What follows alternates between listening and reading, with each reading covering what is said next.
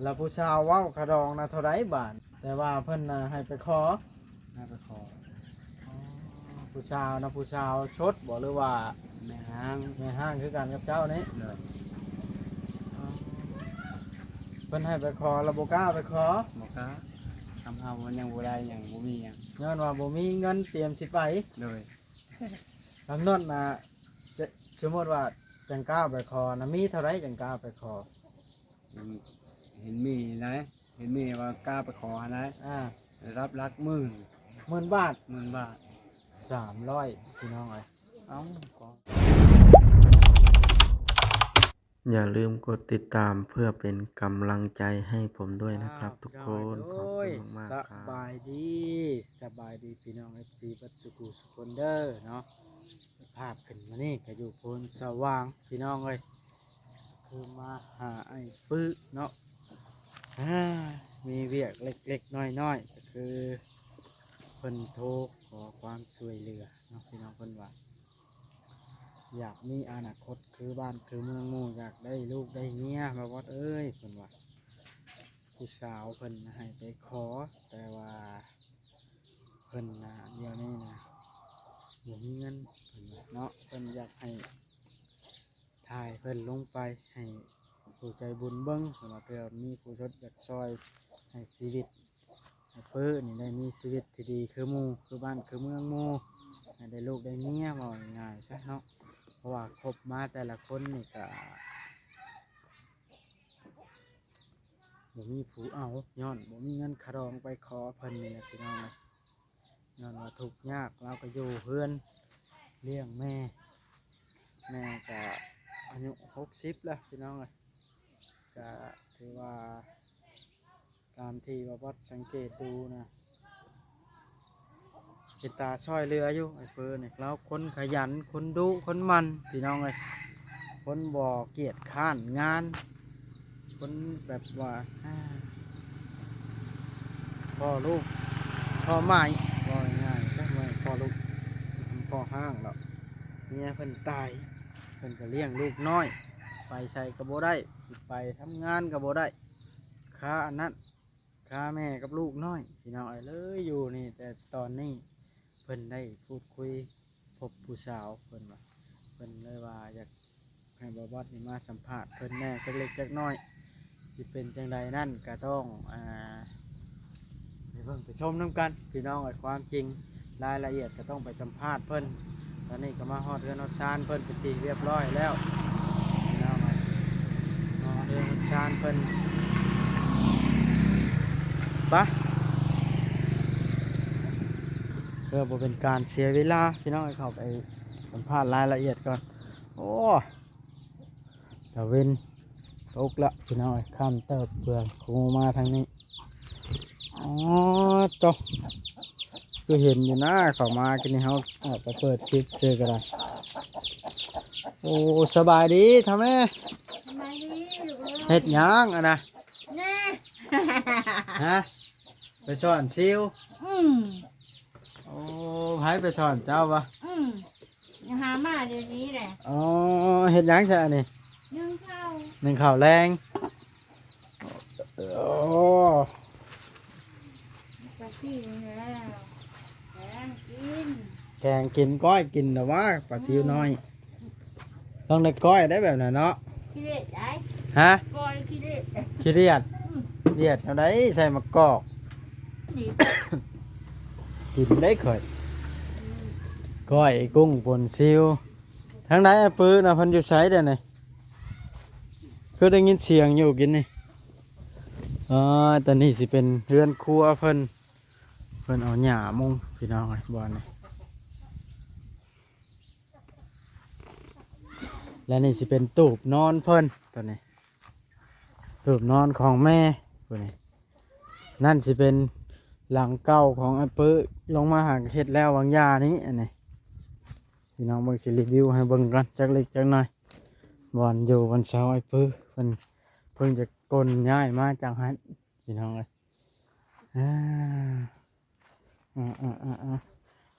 เอาสบายดีไอ้ปื้อโธ่ คือว่ามีเรื่องมีราวให้กันเข้ามาหาเบิ่งก่อนสัมภาษณ์เบิ่งก่อนเป็นจังไดมาจังได กระแตงรอแท้เด้อนี่เป็นได้ข้าวน้ำซ้ำปลายังหลายบ่ สิเบิดแล้ว ไปซื้อมาจักเดือนแล้ว2 เดือนแล้วบ่มัน2 เดือนปลายแล้วบ่เนาะ เดินไปแล้ว ไปซื้อมาตอนนั้นเนาะเป็นได้คุมื้อนี่เฮ็ดการเฮ็ดงานยัง ยังบ่ได้ไปใช่ บ่มีแนวเฮ็ดละ บ่มีเลย เบิดเรียกแหละเนาะเอาเข้าเรื่องเลยเนาะ เหนื่อย เป็นจังไดคือว่าให้มาหามีเรื่องใดเล่าให้ฟัง เรื่องผู้ชายผู้ชายไปแล้วลูกเมย์อยากได้ มันบ่มีเงินขอละ อยากได้ลูกเมีย เหนื่อย อ๋อเจ้าละอยากขอน้ำแม่ใหญ่ใจบุญบอกได้แจ้งท่านเนาะ เหนื่อย แล้วผู้สาวเว้าขะดองนะเท่าไรบาทนะ ยังบ่ฮู้ แต่ว่าเพิ่นน่ะให้ไปขอ น่าไปขอ ผู้สาวนะผู้สาวชดบอกหรือว่า แม่ห้าง แม่ห้างคือกันกับเจ้านี้ เหนื่อย เพิ่นให้ไปขอระบบกล้าไปขอ บ่กล้าทำเฮามันยังบ่ได้หยังบ่มีหยัง ย้อนว่าบ่มีเงินเตรียมสิไป เหนื่อย กำหนดน่ะจะสมมติว่าจังกล้าไปขอนะมีเท่าไรจังกล้าไปขอ เห็นมีนะเห็นมีว่ากล้าไปขอนะ รับรัก10,000 บาท 10,000 บาท 300พี่น้องเอ้ยเอ้ากองเขาเป็นหยังบาท300 เหรียญเนาะ300ปลายน้อยๆ300ปลาย เว้าบอกไปว่าแต่ช้ำมันสิได้หาจักเห็นเฮาเว้าประมาณว่าช้ำมันบ่มื้อนึงหายากกว่าบ้านอื่นนี่ ท่านสมมุติมี10,000นี่กล้าไปขอเนาะ ก็ ได้เมียคือบ้านคือเมืองหมู่เนาะ ได้ ผู้ชาวก็มักอยู่บ่ สาวมากจนให้สาว บ่ว่าดอก จนให้ยังไปเห็นเดียวอะไรให้ ให้หยังน่ะ ให้คิดฮอด ว่าดอก แต่เราไปอยู่บ้านพุ่นบ้านบ่าวบ้านนนท์นะเรากายของพุ่นไปหน่อยเดียวนี้ อยู่นี่บ่ อืม บ่ไกลเนาะ กาย อืมคันสมมุติว่าเพิ่นให้ไปขอเจ้าบอกข่อยได้ข่อยสิเอารถลีโวข่อยพาไป เลย คันสมมุติว่ามีผู้ใหญ่ซอยเจ้าหั่นนะ เลย ข่อยสิเอารถลีโวข่อยพาไปผู้ใหญ่ญาติผู้ใหญ่เจ้าไปขออันนี้ก็แล้วแต่บุญเจ้าได้อันนี้ก็บ่แม่นว่าชั้นชี้ต้องเฮาขอแผ่ลงด้วยความทุกข์ยากเนาะ เลย เพราะว่าอยู่มานี่ก็หลายปีแล้วโสดนะ หลาย สักปีแล้ว ผมมันรับมา5-6 ปีแล้ววะ 6 ปี7 ปีแล้วเนาะ เลย ตั้งแต่เมื่อกี้น้อยอย่างนั้นเพิ่นเอามา เลย แต่เมื่อกี้เกิดเพิ่นเอามา ลูกได้5-6 ปีแล้ว อืม กับพุ่นแล้วมา อ่ะโถ่เรื่องนี้เนาะสาเหตุที่ให้ก่อยมาหามันเนี่ย เลย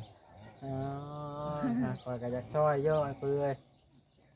สู้ไปแล้วมันบ่จักได้เฮ็ดแหละเอาบ่วัดคอเว้าแจ้งๆเลยซะพี่น้องผู้นี้น่ะ การันตีให้เลยว่าเป็นคนดี เป็นคนที่ขยันดูเฮ็ดเวียกเฮ็ดช่างถ้าเราเอาเมียไปนี่เราสิให้เมียลงทุนให้เปิดห้านซ่อมให้เพราะว่าเราเป็นช่างซ่อมแปลงขอเพียงแต่มีทุนมีฮ้อนนะเราอาจจะมีอนาคตก้าวไกลคือบ้านคือเมืองหมู่พี่น้องอันนี้แหละเราเลี้ยงลูกน้อยค่าแม่เราไปใช้บ่ได้ถ้าเราเอาเมียนี่เราจะมีอาชีพอาจจะมีเงินส่งแม่ซื้อข้าวซื้อน้ำก็มีอันนี้ก็เบิ่งบ่เห็นในอนาคตเนาะ เลย แต่ว่าสมควรพอช่วยอยู่พี่น้องถ้าเป็นไปได้ถ้ามีผู้หั่งผู้มีผู้เพิ่นมีเงินพอกินพอใช้อะนะผู้เพิ่นช่วยมาก็เพิ่นบ่ได้ทุกข์ย้อนนะก็ถือว่าสมควรช่วยอยู่ไอ้ปือนี่พี่น้องอันนี้ก็เว้าในฐานะบ่าวบอสนี่เป็นชายบุญเลยพี่น้องไผควรช่วยไผบ่ควรช่วยเฮาก็พิจารณาแล้วก็เบิ่งอยู่พี่น้องแมนอยู่ไอ้เปิดนี่มีตีนมีมือครบ32แต่ว่าก็คือว่าละภาระแล้วหลายอีกอย่างพื้นฐานแล้วกับบ่มีคือหมู่นี่ แต่ว่าหน้าตาก้าก็บ่มีจักให้พี่น้องเอ้ยบ่อนชมสร้างหาทำมาหากินเนาะข้าวก็บ่ได้มีนี่พี่น้องเอ้ยหาเช้ากินค่ำหามาได้100,000ไปซื้อข้าวให้เพิ่นนี่ถ้าใครติดตามตั้งแต่ข่าวเฮ็ดเฮือนเนาะสิฮู้จักเนาะเฮ็ดเฮือนทันหมอนะ เลย เราไปเฮ็ดน้ำคู่มือเลยพี่น้องเอ้ยเราขอเพียงแต่มีงานรายวันเราไปเนาะเพื่อเอาเงินมาซื้อข้าวซื้อนั่นนี่กิน แต่บัดนี้เราเป็นจากในเมียไปนะพี่น้องเอ้ยจากชีวาในเราก็เลยขอความช่วยเหลือจากบวชเอ้ยเรามาหาแหน่มีเรื่องอย่างให้ซอยเถื่อพอมีบุญน้ำหมูเพิ่นว่ะจากชีวาในใดละอันนี้เขามาเห็นแล้วก็คือเห็นในสภาพเพื่อนชานเพิ่นก็ได้พี่น้องเอ้ยอันนี้ก็โมเมนว่าแนวอื่นเราเนาะไอ้เปิ้ลก็เอาความจริงเขาเจอกับความจริงเขากับบ่อายดอกเนาะ เลย แล้วคุยกับผู้สาวนี่ได้แต่ดนแล้วบ่บาดนี่เขาสิถาม คุยได้อาทิตย์หนึง ได้อาทิตย์เดียวเราก็สิมักไว้ได้ซะ มักแห้งเลย เราเว้าอันใดเจ้าได้มักบ่ คอยก็มักแห้งคือดิ เจ้าก็มักแฮง คุยผู้ใดก็มันบ่คือผู้นี้ อ๋อ ผู้นี้เห็นท่าเราไปหันไปนี่เราโทรบอกเราคอยปัดบ่หันบ่นี่ก็เลยโทรบอก อ๋อคนนี้ เรามีลูกจากคนเรานะ 2 คน เจ้าเด้ผู้เดียว คอยพอดี อ๋อ แต่ลูกบ่ได้อยู่น้ำเราอะเราบ่าวไปเลี้ยงเราโยกมาอยู่น้ำอยู่เราลูกเราบ่มา อ๋อ เห็นเนี่ยเอาก็ได้อยู่2 คนกับเรา อันนี้หมดเอานี่ญาติพี่น้องเพิ่นก็สิพร้อมอยู่บ่แล้วบ่ได้ถามเมียบ่ถามผู้สาวบ่ พร้อม เนี่ยพร้อมบ่เพิ่นน่ะ เขาก็บ่มีคนพอดีให้เอา อ๋อ ให้เรียกอีการเราอะ เอาคลิปนี้ก็ฝากถึงผู้ใหญ่ใจบุญเนาะแต่เก่าน่ะ เคยชดช่อยเจ้าน่ะมีแต่แม่ลิซ่าช่วยเจ้าซื้อข้าวซื้อน้ำทีแรกเราให้ติดตามเจ้าอยู่มันหักจักสิว่าในใดล่ะติดตามเบิ่งก็มันบ่มีแนวชดช่วยเนาะเฮาก็ได้ติดตามบ่เป็นแล้วเนาะ อ่าคันสมมุติว่าบ่มีเงิน10,000 บาทนี่ก็คือบ่ได้กันบ่ บ่ได้แล้วฮะผู้ชายเราบ่ยาบ่ได้กันเราบ่ยาเราตัวกระเท้าพร้อมมื้อใดเอามื้อนั้นก็ได้แล้วอะ แม่นอยู่เว้าพร้อมมักกันนี่เว้ายืดยาวไปไผก็อายุหลายเจ้าก็หลายลาวก็หลาย สมมุติว่านะ มันอาจสิมีทางเลือกแบ่งแยกได้ไหนคือไอ้ถ้าเฮ็ดหยังก็เอาพวมมักนี่ไหนเพราะว่าหยังของกินพวมพร้อนให้พร้อนละพร้อนพวมเมามันจังม่วนเพิ่นว่าจ้ะ เลย ของกินบ่กินมันเน่าเพิ่นเว้าเนาะของเก่าบ่เล่ามันเริ่มพี่น้องไงมันก็มีอยู่แบบนี้แล้วความใหม่นี่แหละนานๆไปมันก็สิจืดไปบ่แม่นได้สิหั่นข้าวกันเฮาบ่อันเอาจริงนะ แม่นแหละเอาแต่วิทย์เอาตอนทุ่มมักนี่นะ อ่า วิทย์หันเหมือนเธอแบบไปผู้ใหม่ผู้อื่นแล้วแหละ แล้วถ้าบ่เอาจักเทื่อเพิ่นว่ามันสิเป็นบ่เพิ่นว่าวัดนั้นไหนคนเนาะสู่ไปให้เพิ่นจักสิว่านั่นใดล่ะพอถ่ายคลิปนี้ลงไปก็จักสิมี FC เพิ่นเบิ่งซ้ำใดอันนี้ก็ได้ใจค่อยก็จะช่วยเต็มที่แหละค่อยอยากให้มีผู้ช่วยเจ้าเดิเนาะไอ้ปืนเนาะทันใดคือสิค่อยสินำถ่ายให้ FC เบิ่งจนมือไปคอจนมือแต่งพุ่นละ เนาะ เลย อ่าเฮ็ดมาแล้วเศร้าใจน้ำเนาะความทุกข์ยากนี่มันโหดร้ายอะไรมักผู้สาวก็บ่ได้เนาะ มาได้เลยบ่มีหยัง เงิน10,000 บาทพี่น้อยไปขอไว้นี่ได้อยู่ล่ะหาได้หามีสมสั่งน้ำกันจังแต่งเนาะ เลย บ่แม่นว่าขอละเอาแต่งโลดแม่นพี่น้องขอละอันเว้าไว้นะแบบว่าเฮ็ดบทบันทึกเนาะรายละเอียดว่ากำหนดแล้วเขาก็หาเงินหาบ่ทันก็เลื่อนไปเรื่อยๆจนลูกเต้าใหญ่พุ่นละพ่อกับแม่บอกว่าบ่ได้แต่งกันเลย อยู่น้ำกันจนตาย พ่อน่ะตายแล้วบ่บอดก็ได้บ่ได้แต่งจักกีบเลยไก่ตัวเดียวมาผูกห้องบอกผีแล้ว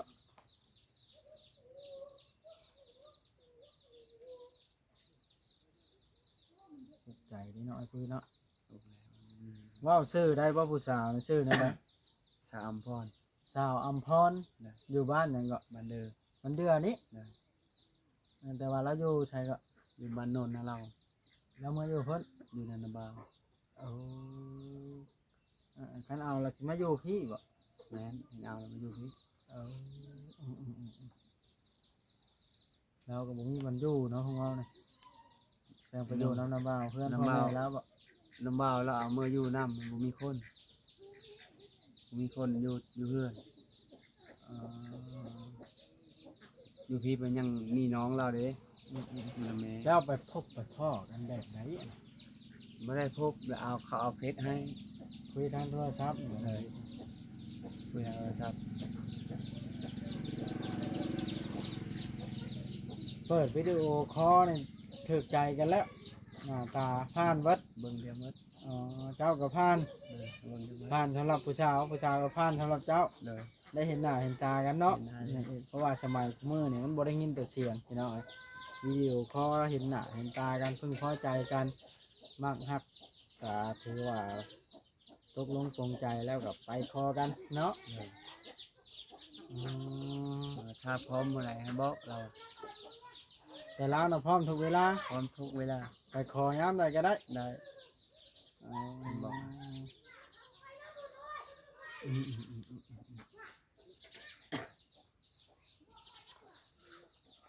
เมื่อยใจได้อพี่น้องเอ้ยเอาใจช่วยไอ้ปื้อหน่อยเด้ออันนี้ก็ได้เฮาก็อยากให้เรา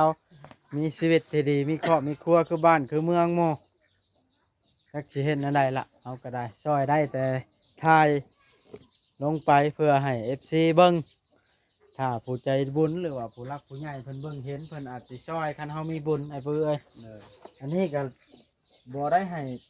คิดว่าสิได้เด้อันนี้ก็ถ่ายเพื่อให้ทำใจไว้รถบางทีบุญเฮาบ่แห้งเฮาเกิดมาอาจสิบ่ได้เมียน้ำหมู่ก็มี โยได้แล้วยังตายป้าเฮ้ยมาพ่อผู้นี้ก็บ่มีเงินแต่งบาทให้ใจในเฮ็ดเนาะ เลย มันจักความเฮ็ดนะเจ้าก็ได้มงเงินตายแล้วนี่ยังได้อยู่ ยัง อืม เท่าไหรปีแล้ว บ่ได้เปลี่ยนท่านเลยเทื่อมองว่าได้ใช้นี่ อันตรายอยู่นะ ข่อยมงข่อยมาจากอเมริกามงข่อย แม่นมาจากไทยโอ้ยมีแต่ว่าในนั้นแหละเพื่อสู้